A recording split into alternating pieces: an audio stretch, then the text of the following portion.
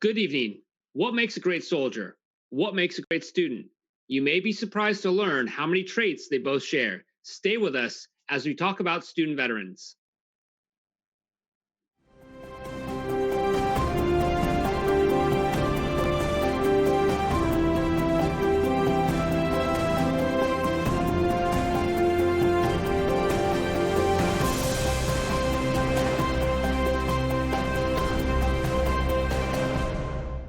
In tonight's Shadowbox segment, we look at the military memorabilia of retired U.S. Army Master Sergeant Jade James of Williamsburg, Virginia. Master Sergeant James had 29 years of service as an 88M motor transport operator. He completed 4 combat deployments to Desert Storm and Iraq. In his long and distinguished military career, he earned the Legion of Merit, 2 Bronze Stars, and the Combat Action Badge. We want to thank him for sharing his unique memorabilia and for his 29 years of service. Thanks for tuning in to Veterans Voices. I'm Nathan Johnson. Veterans Voices is a monthly television show that explores important issues that affect the veterans community. We encourage you to participate in the conversation tonight. If you would like to ask a question, call us at 925-313-1170. Send us a message through Facebook at Veterans Voices 1 or email us veteransvoices@contracostatv.org. We would love to hear from you. Good evening. I'm Erin here, and this evening, Veterans Voices will look at the experiences of student veterans. We will talk with veterans who have made the transition to academic life and take a look at some innovative programs from colleges across the country that help veterans make that transition. So first up, we'd like to welcome student veterans Ron Payne, Dre Santos, and Brian Hamilton to the show. Welcome. Hi, thank you for having us. Yes, Awesome. Thank you. So as we know, we're talking about you guys as veterans deciding to make that leap from serving into student life. So I'd love to hear more about that choice and kind of what motivated you guys and what got you started. So Dre, if you'd like to lead us in this conversation, let us know what made you decide to go to school after you served. Well, thank you for asking the question. I appreciate it, and thank you for having me on today. Personally, I think for me that made me make the decision to go to school. I think what is the decision? The money from the GI Bill, honestly, coming out of from 10 years of service and coming home with no paycheck. You do what you need to do for your family, especially for myself, where had 3 children and a husband and moved from my last duty station was in Japan. So coming back to the States with no paycheck, I had to hop on it. That was my job now, was to take advantage of the education opportunities that were presented to me and continue helping support my family. I'm going to go along with what Dre said right off the bat, but I'm just going to add a little bit. It depends on how long you've been in. I was in for 26 years. So what do you tell a 26-year combat medic? What do you do next? If he's not done yet? In your mind, you're saying, I'm not done yet. So I sat there and I was like, I'm not done yet. I need a new hobby. So I decided, let me go right back to school and figure out what I want to do next. But the biggest thing about it was my choice now. And that's the most, I believe, one of the things that make you real nervous. It's my choice what I want to be. Nobody's going to get me up to go do it. So now I got to figure it out myself. So I think it was just, I wasn't done yet. Is why I decided to go back. Yeah. I agree with all of you. I mean, the only thing, I remember why I went back to school was because I actually was trying to actually go for a very particular type of degree. And of course that changes with time, over time, plans change, you discover new things, you explore in college. I originally actually went in through the humanities. I was very interested in like old literature and things like that and teaching it. And then I actually started gravitating towards video art and videography. And so that's actually what I'm going for now, right? So if I didn't go back to school, I wouldn't have even discovered that, right? So I'm happy I went back. And I think Brian brings. Oh, go ahead, Ron. I just think Brian brings a point. If you've never been to college, once you get there, you start picking up things. You start learning. Hey, I don't want to do this now. I might want to do this. So I think that's one of the things Brian, when he brought that up. I was just thinking, like, yeah. At first, I was all gung ho. I'm gonna be a nurse. Then it started to change once I got into school. Like, I'm going to do this. I want to do something different. I want to challenge myself. But he brought a valid point about it changing once you get to college. Well, one thing you brought up, I can just talk about this thing here. You brought up, like, okay, so you get out and you're trying to figure out what you want to do, right? And you said it's up to you now. That's what Ron said. And I remember when I first got out of the military, I actually went to go work with my brother. I wasn't even going to school at first. I got out and I was going to go work with my brother in his startup, and of course it failed. Okay, so plans have to change now. And then I kind of went and saw some friends in different parts of the States and things like that. And then I eventually went to school once I kind of had a plan. So I was a little different. I wasn't just going there for the money, although the money is wonderful. The GI Bill money, the bar that you get is wonderful, and I'm not gonna look a gift horse in the mouth. But yeah, no, I definitely went with the intention of pursuing the humanities, absolutely having that goal in mind, and then things changed. So it definitely was a product of change for some people, I think. What I'm hearing is that college really opens up different opportunities. It opens up different ways to support your family, different ways to support yourself, and different ways to really expand your interests. A lot of you have talked about the GI Bill and how that supported that decision. Can you give our audience a better understanding of what exactly the GI Bill does to support you, and what particular aspects about that GI Bill really helped drive the decision to go back to college? I'll take this. No, when you first get out, just imagine when you first get out, you're losing that paycheck. I'm sitting there like, man, I'm making this money. Once you get out, you have no paycheck. You're thinking, well, I got to bring in some sort of income somewhere. So the GI Bill for California, personally for me, is outstanding because it keeps you able to survive in California. I can't imagine going any other place. I think when we talk about the money aspect, I think for me, it kept me afloat while I was still trying to figure out what to do next. So whoever, came up with that plan was really thinking about veterans at the time, about that transition. Yeah, I definitely agree. That transition period is scary, and it's the unknown. You're literally stepping out into the unknown blindfolded, and life happens. Unexpected deaths happen, stock market crashes, people lose their homes, all these uncertainties, unknown happen. So when veterans can take advantage of that in their GI Bill and put it to use and count on that. But the other side to that is the discipline to keep going, knowing that, okay, this GI Bill is paying my mortgage for the next 4 or 5 months. I need to stay on top of what I need to do to make sure that comes in, that there's no bumps along the road.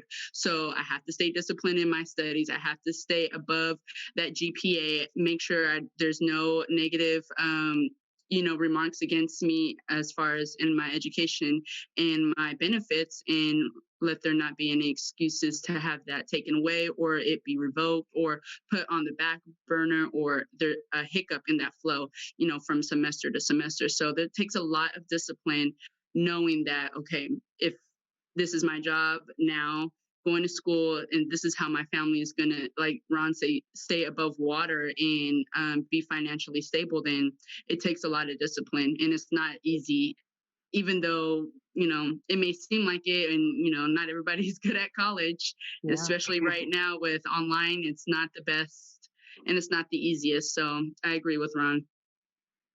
So that's interesting that you brought that up, because we did have a question from a viewer which specifically asked, was there a point when you consider dropping out of college? And considering in the climate that we're in now, where it's mostly distance learning, and there's not a lot of folks, like you said, that are really good with distance learning. I see you shaking your head, Ron.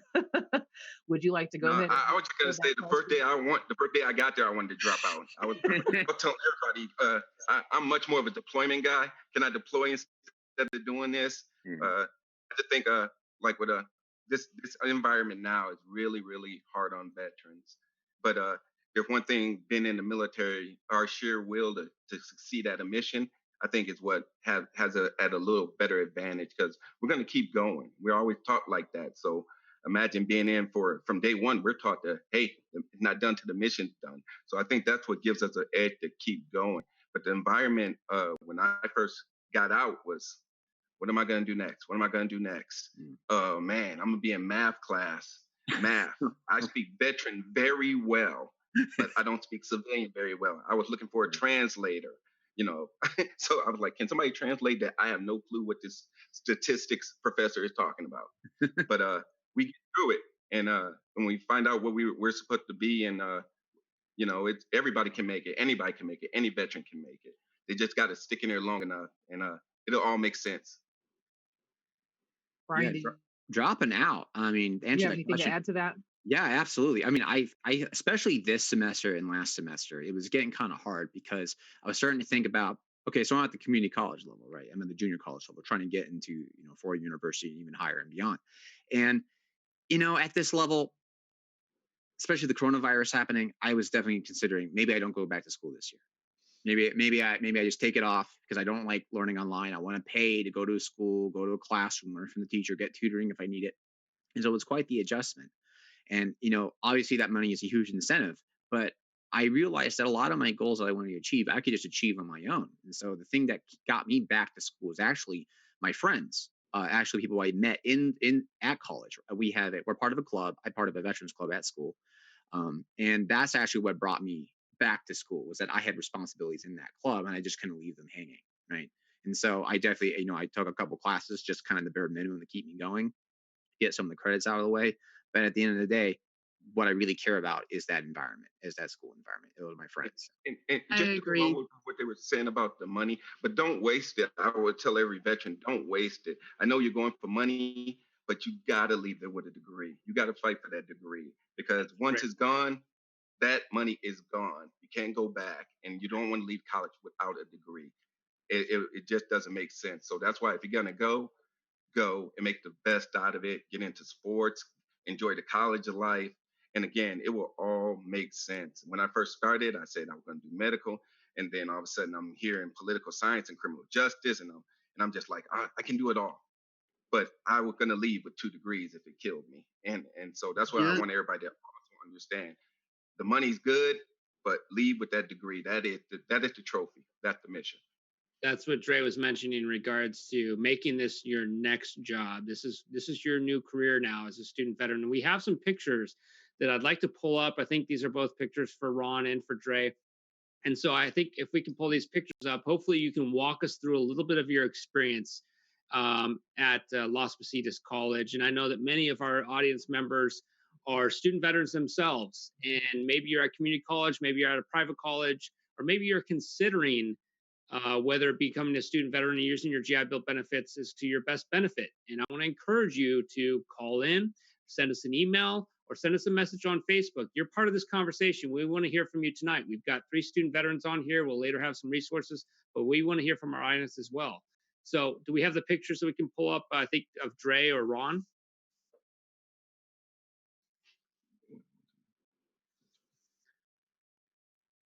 There we go. I think, is this a picture of Ron? Is this your Army hua experience, Ron? That was me.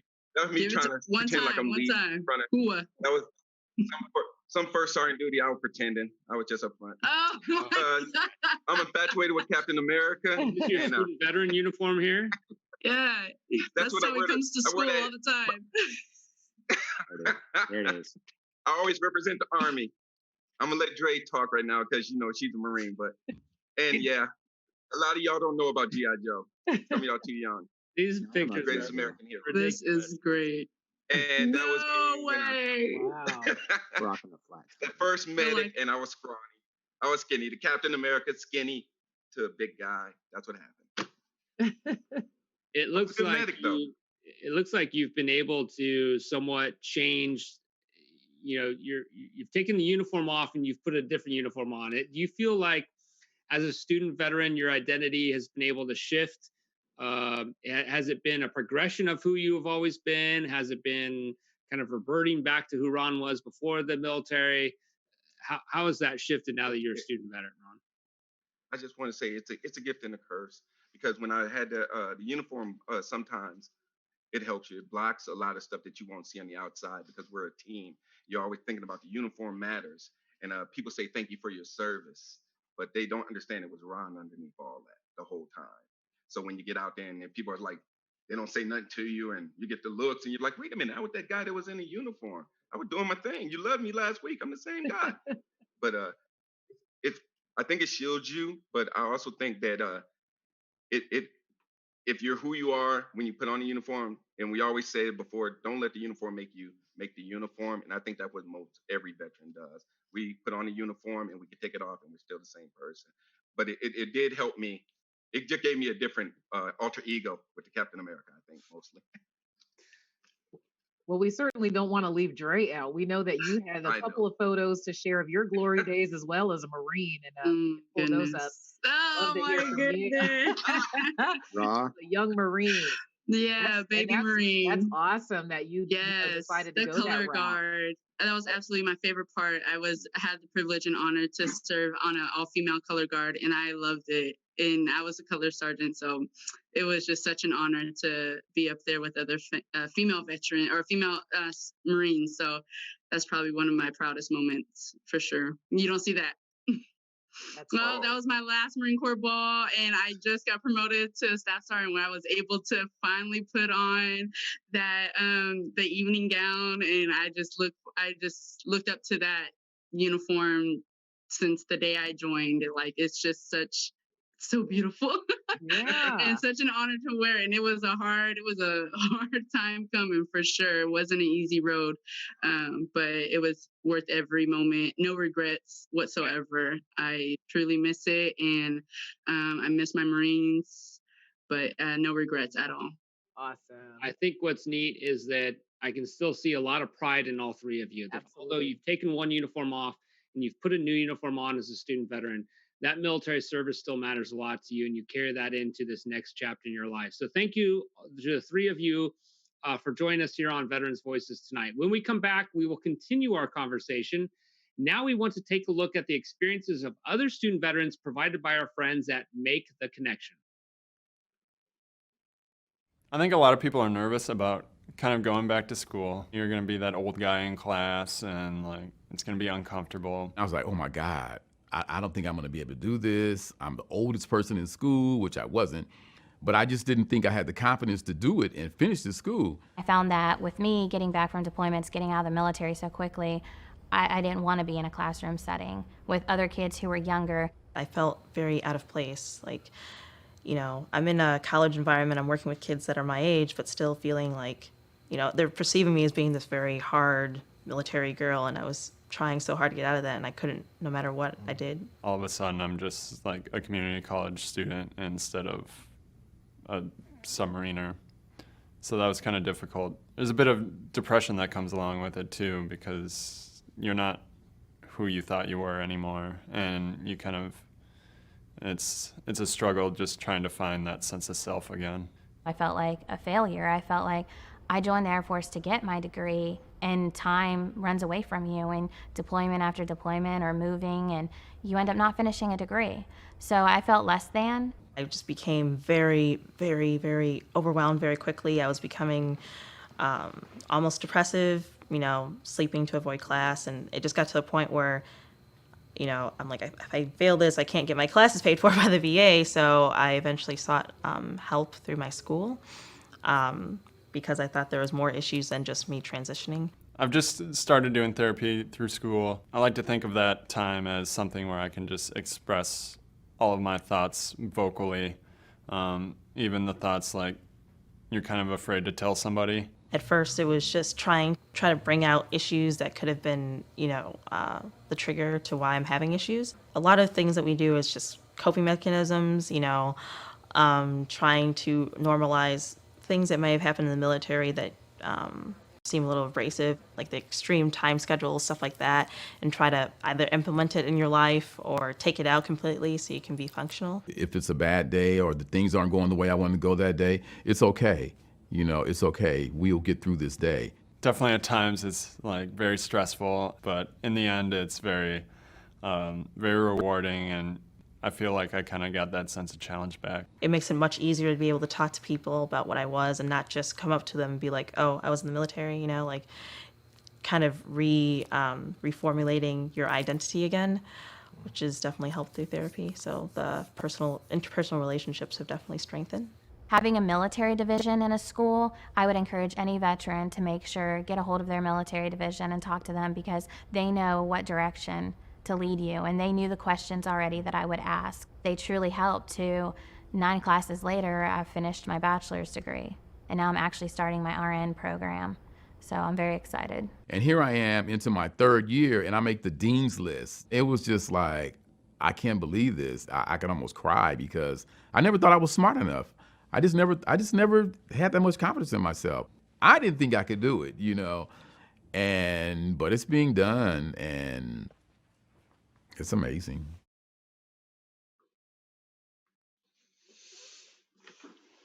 Welcome back. Want to be a part of our conversation?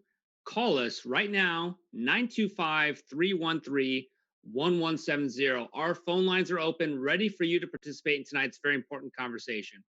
Or you can send us a message through Facebook at Veterans Voices 1, or email us veteransvoices@ContraCostaTV.org. Before I move forward, I want to acknowledge Lena Lopez, who appears to be a very proud mom of Dre, who says, Dre has always been a go-getter and works hard to achieve her goals. The help and support she has received since getting connected with the Veterans Program has helped her to stay on track. So thank you, Dre, for being a guest on the show, and thank you, Lena, for supporting one of our student veterans. We will have more veterans events for you at the end of the show. Now we want to welcome Air Force veteran Dr. Abby Kinch of Student Veterans of America and Todd Steffen of the Veterans Program at Las Positas College. Welcome to you both. Thank you. Thank you, Nathan. Happy birthday, by the way, tomorrow, right? Yeah, absolutely. 245 years old. Thanks, Todd. Appreciate that. Happy birthday to Dre and all the other Marines out there. Semper Fi. The two of you listened to the conversation that we had with our panel before, our student veterans, and now we shift our focus towards the programs that support these veterans.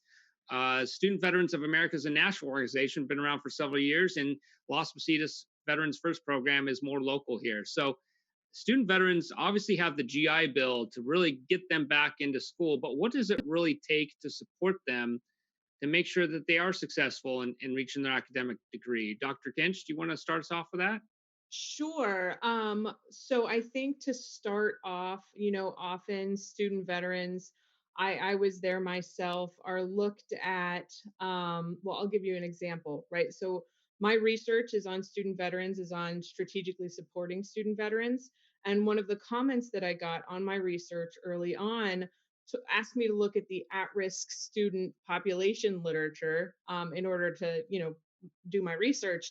And that's really sort of this foundational misconception that a lot of people have, is that student veterans come in, leave service, transition, become students, and do so in what we call the deficit model, meaning we need to do things to bring them up to be on par with traditional students.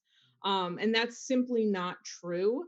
And so, when we talk about how do we support student veterans on campus, it's never about elevating them to be like other students.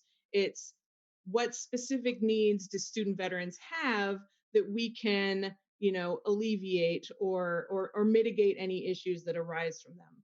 And so from the Student Veterans of America perspective, from what we've known from experience and research, there are 5 areas where universities can really sort of hit student veterans head on and meet them where they are.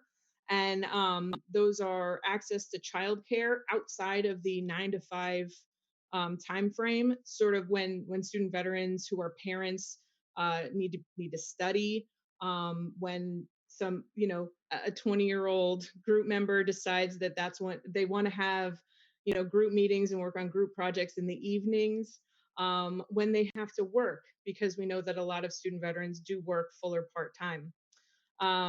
Financing education is another one. The GI Bill is extraordinarily generous, but we see that student veterans on average leave school with about $18,000 in student loan debt compared to $10,000 in their traditional student peers. And it's really because of things that both Ron and Brian mentioned. When we use the GI Bill, we have 36 months, which is enough to sort of go through school. unless you change your major. And student veterans, because there are shortened time frames in sort of doing that exploration, change their major on average more often than traditional students. And so because of that, there are delays in graduation. They end up going beyond the 36 months of that the GI Bill affords, and so they're taking out loans. Um, we note that advising before student veterans enter school, one, to help sort of curb that inclination to change majors, but also realizing that we spend about $12 billion a year on the GI Bill, but practically nothing on advising veterans as they're transitioning into college. So really helping them figure out where to go, what to do when they get there, that sort of thing. It's basically like a guidance counselor as they're exiting the military. Number 4 is employment. Like I said, student veterans, a vast majority either work full or part-time while in school. And it's because, student veterans are more likely to be parents, to have kids, to have other financial responsibilities. And so we see universities and colleges doing amazing jobs at career placement after graduation. But really, what we've acknowledged is that, these institutions of higher learning can do an even better job by matching student veterans with potential employment while they're in school. For example, if so Brian's studying videography, if the school could match him with a company in the industry to work while he's in school, he can meet financial needs as well as get industry experience. And then the last thing is the same thing that works for every student on every campus. That's a connection to a community. In my personal research, we've found that having a single point of contact, having a place to go on campus increases success by about 15%. Having an orientation where people can build a peer support network and sort of learn the ropes to going to school with other people brings it up about 10%. But really, when you look at college success across the board, this isn't just student veterans, it's everyone. You're 3 times more likely to graduate if you have a friend. Yeah. And so building that community of support, Brian mentioned the veterans organization on campus, doing that sort of thing, having those sorts of things available and supporting them from the university are really key to supporting student veterans. Thank you so much for sharing that. All very valid and pertinent information. I know our audience is just thriving off of the things that you had to say. And we definitely want to include Todd because you yourself, you're working here at a local university. Tell us about the program that you're also servicing for our veteran students. Thank you. And I wanted to tie into what Dr. Abby Knitsch stated. A lot of every point was about connection, right? About having a vet center on campus, having the resources, having that person that I think Captain America mentioned. He always talks about just that simple fact of walking in and having someone say, truly welcome to our college. I've seen that firsthand. As we all know, it does take resources. A lot of times it's financial, but reaching out to our community, Tri-Valley in the Bay Area has an amazing community, from Blue Star Moms to the VFW, to so many. And that makes such a big difference. And it brings back to the challenge today. We're in a COVID environment where how do you have a vet center that's virtual and connect and have the conversations that I heard earlier, just the student veterans talking amongst themselves.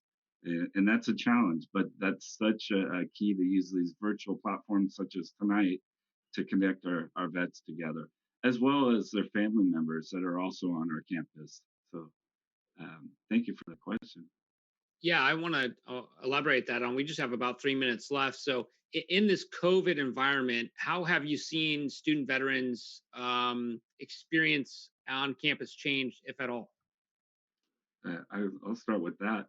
It's tough, right? We heard it from the student vets earlier, going through this semester, going through all these changes, trying to figure out how the GI Bill is going to be impacted, how they're going to afford, and just the fact of being online. A lot of individuals, and I'll say one thing, it's kind of interesting. I don't mean funny, haha, but a lot of them would come in and say, oh, I'm going to be with these younger kids. I don't really want to be on campus. Now I hear the opposite. I can't wait to be on campus.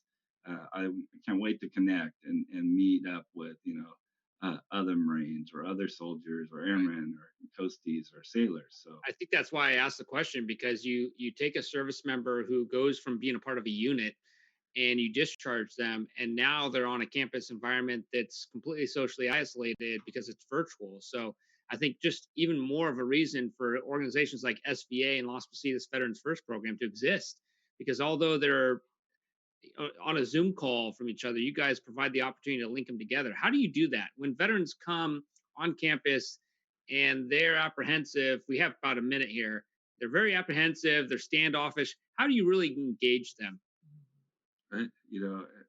Really quick, sorry, Abby, example of the other day, you heard from Ron Payne, when their student veterans are working on campus virtually and still connecting and doing everything from a virtual desk to even a drive-through event. That's one of the things that seems to be working pretty well, but it's tough. This is a tough environment, and we've all heard we'll get through this.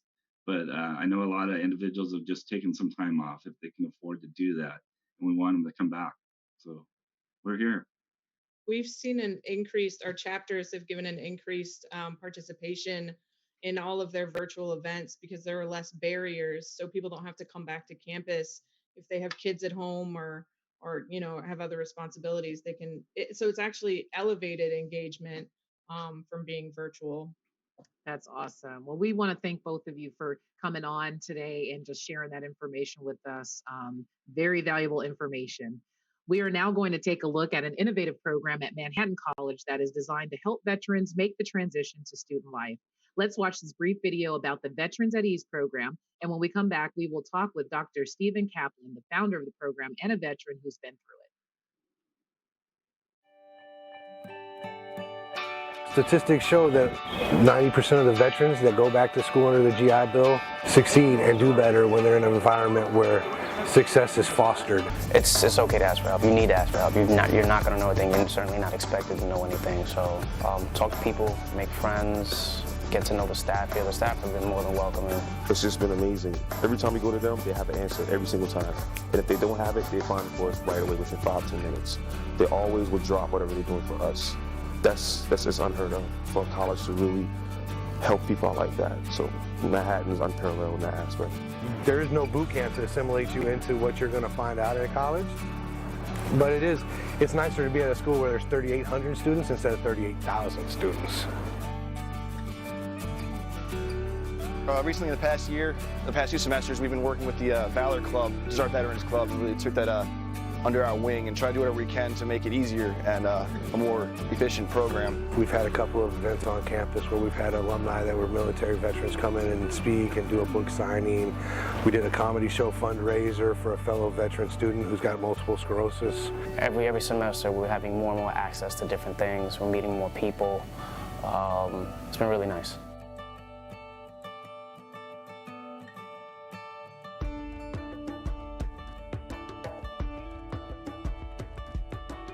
The most surprising part was the meditation.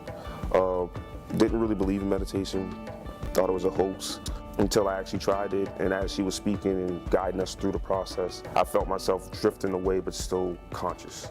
A lot of focusing on breathing techniques, getting the oxygen in your body, and just relieving stress all around. So I'm going to use yoga probably for the rest of my life now. Welcome back. We are talking about student veterans, and we want to welcome you to contact us with your questions. So call us at 925-313-1170.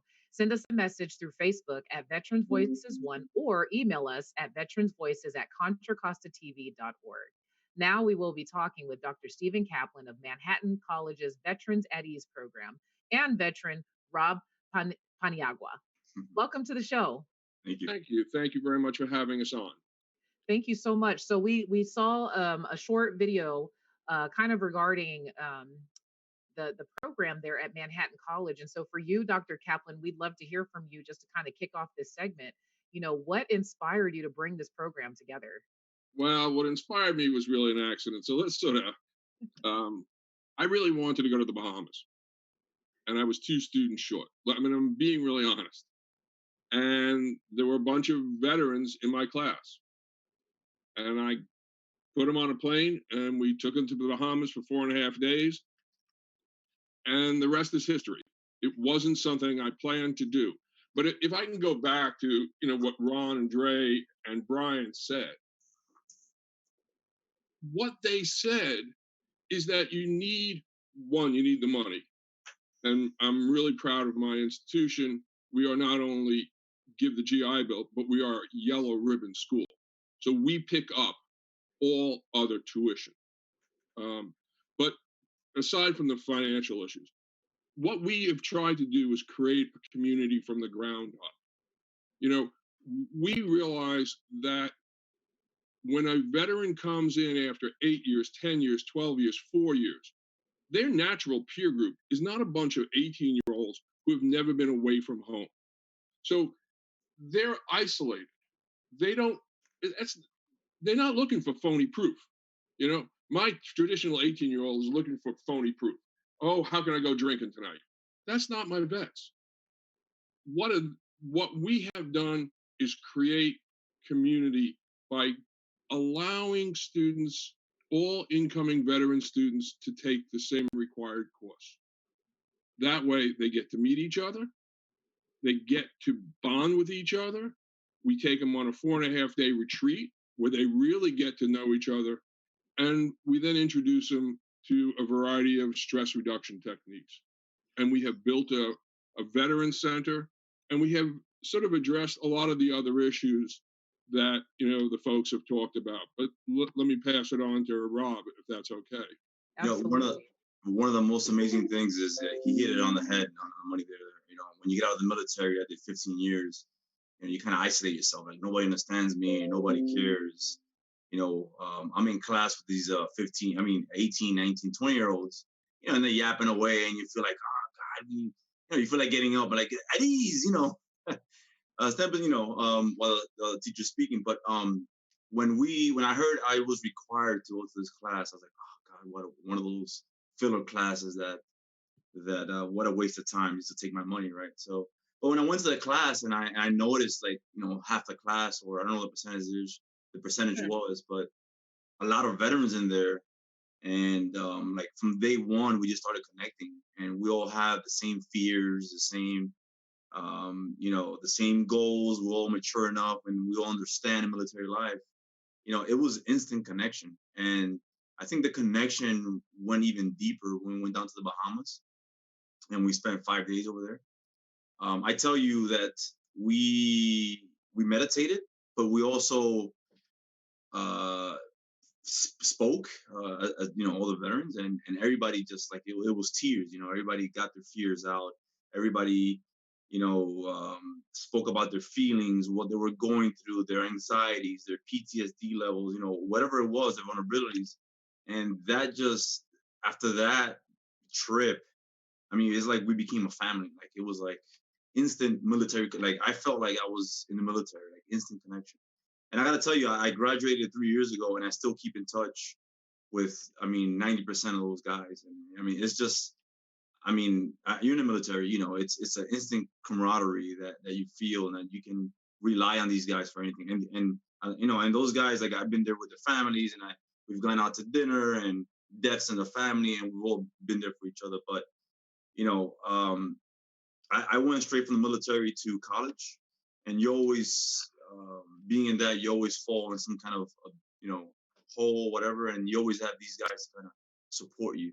So, the program that Dr. Kaplan built, it's just, it's just amazing. You go to this class and like, who is this crazy old man yelling? Hey. But at the end of the day, like, Dr. Kaplan, he doesn't talk down to you like a regular professor. He talks to you. and it penetrates your soul. So it's an amazing class, and That's great to hear, Rob. Actually, I'm familiar with student veterans coming together and being hesitant and uncertain about why they're there, why they're being asked to participate in something. And then as it moves along, that opens up. As that connection forms between the two of them, and as they connect with the professor, they start to trust a little bit more and start to benefit from the intent of that program. Golden Gate University actually offers a class similar to this that I get to be a part of just for student veterans. And that's always the common theme there. As I walk into the classroom, all of the students are completely quiet. Half of them don't want to be there. The other half are not sure why they're even there. At the end of 7 weeks, they're all very grateful for the opportunity to meet each other and have thought and reflected on themselves, which is what I really heard happens at this program at Manhattan College. You go to the Bahamas, it's not just sitting on the beach and drinking, blended drinks. It's reflecting on who you are and what your experiences are, and feeling like you're in a trusted environment where you can share that with others, which is phenomenal. I really applaud Manhattan College for this, providing the support to student veterans. And one of the amazing things is when you go to the class, I think my class was like 10, 11 veterans in that class, a class out of like, but the main thing is like the veterans start molding the other kids in the class. And now you see like the other kids stepping up, having mature conversations, not really, I don't know if it's intimidation. Like, I don't want to mess with these veterans, let's just step up our game. But that's what ends up happening, so it's a very, I applaud Dr. Kaplan and everything he's done. Well, if I could add something,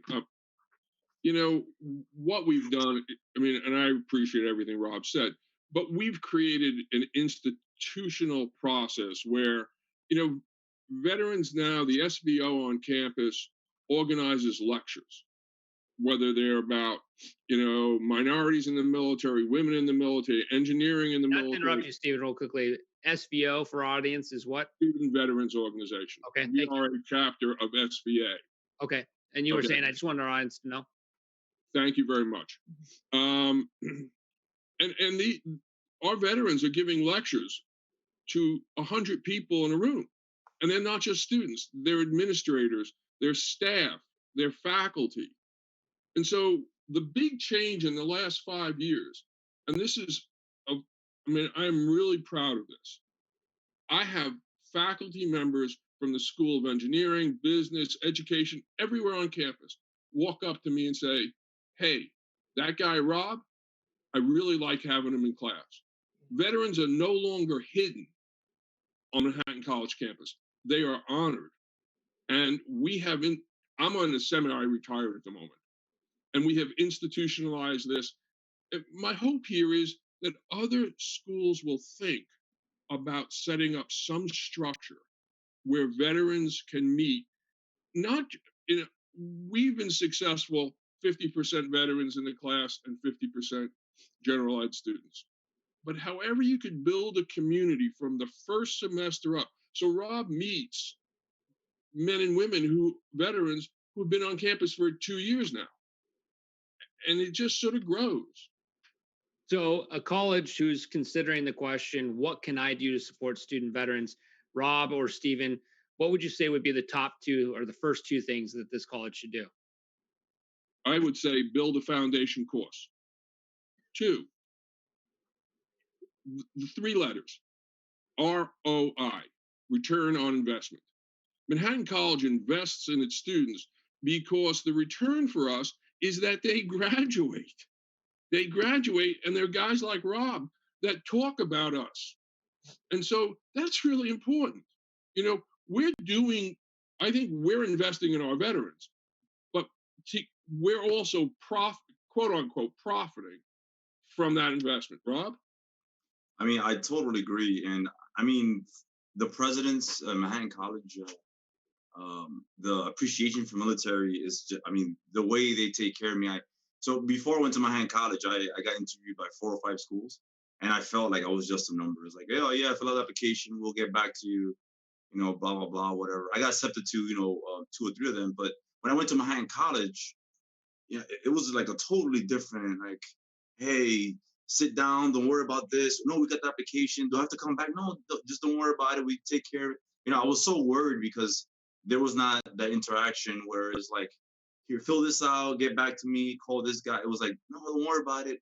Hey, you guys got it? Yeah, we got it. You're on, you're in. So it was like an instant, like, man, this college, I mean, I just don't know how to explain it. It was like a feeling, a welcoming feeling that I thought like I belong here, you know, and that leads back to the investment that that the captain's saying, like, you know, once you feel that way, you call up your other buddies and like, hey, you need to come over to this college. I've never seen a college do this before and have the programs offered to veterans. And there's never been an issue that I've had in my hand college that they've never worked with me as a veteran. I want to interject one thing real quickly, Rob. Thank you for sharing, but we're almost running out of time.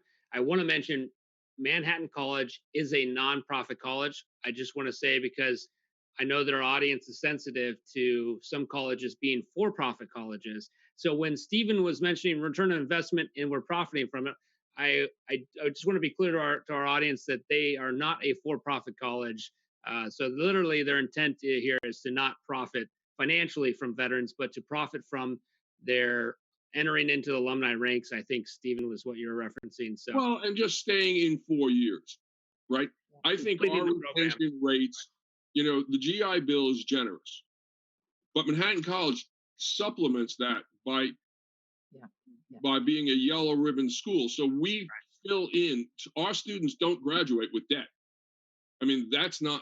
We get them summer internships. When I say invest, I mean we're keeping them for 4 years. Yep. Absolutely. Thanks, Stephen. We're out of time. Thank you so much. Thanks so much. Definitely. Thank you guys so much for your time. We hope you found our conversation really informative and inspiring this evening. At the end of the show, we will show resources to help start you on your path to higher education. So now it's time to hear a veteran's voice. And this month, Veterans Voices correspondent Stephen Burchick talks with World War II Army veteran Red Hewlin Moak.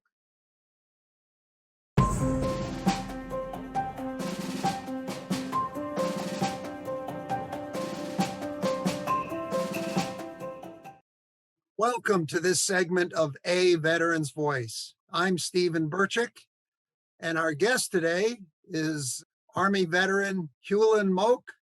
And Hewlin, I guess you like to be called Red. Is that correct? That's all I ever go by anyway. Yeah. Okay. By the way, want to congratulate you on just celebrating your 100th birthday. Thank you. Did you do something special? We sure did. On account of this virus thing we have out here, I had a big birthday and we celebrated by a drive-by. We've had people drive by in the cars instead of, you know, anything else. We set up a tent out in front of my garage, and the people drove by in all types of cars and motorcycles and policemen and fire trucks and everything else came by. And I sat out in front and we played a little music. It was well, that sounds pretty special. It was for it wasn't for a peon like me. It could have been for a king. Red, I understand you're an Army veteran. What battalion did you serve with, and what was your military specialty or job? Well, I was in the 2/8 Field Artillery Battalion. Okay, so artillery was your specialty. When did you join the Army? I joined the Army in 1943, April 1943. Okay. What kind of work did you do before joining the Army? Well, I worked at the naval, at the San Francisco, building ships, destroyers for the Navy. But prior to that, I came out in the CC camps. I joined the CC camp and spent 3 years in the CC camp. And when I left camp, that's Civilian Conservation Corps? Conservation Corps. So, and I spent 3 years in that.